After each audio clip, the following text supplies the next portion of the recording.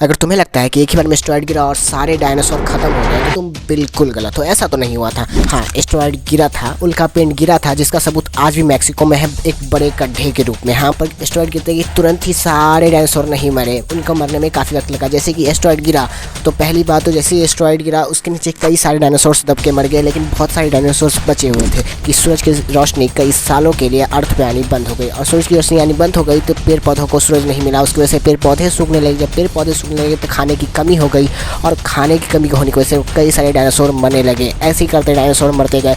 सोचो, अगर आपको भूख लगती है तो आप एक दूसरे को जैसे खाने लगते हो, बिल्कुल इसी तरह डायनासोर के साथ हुआ। जब डायनासोर्स को भूख लगी और उन्हें खाने के लिए कुछ भी नहीं मिला तो वो एक दूसरे को खाने लगे। मतलब ऐसे धीरे धीरे करते करते सारे डायनासोर्स खत्म हो गए। अगर तुम्हें लगता है कि एक ही बार में सारे डायनासोर खत्म हो गए, तो नहीं, एक ही बार में सारे डायनासोर्स खत्म नहीं हुए। सब धीरे धीरे जाके डायनासोर्स कई हज़ारों सालों में ख़त्म हुए, और उसमें काफ़ी वक्त लगा। ये एक बहुत ही दर्दनाक विषय था, क्योंकि एक एक करके सारे डायनासोर्स मर रहे थे। क्योंकि एक ही साथ मर जाते तो हो सकता था कि कोई फ़र्क नहीं पड़ता, लेकिन एक एक करके भूख के कारण आज दुनिया में से सारे डायनासोर विलुप्त हो चुके हैं। सोचो कि हम लोग रहें और उल्का पिंड गिरेगा तो हम लोग एक ही बार में नहीं मरेंगे, बल्कि इसी तरह बिल्कुल धीरे धीरे मरेंगे, और धीरे धीरे मरने से बुरा कुछ भी नहीं है। मिलते हैं अगली वीडियो में। Good bye, see you.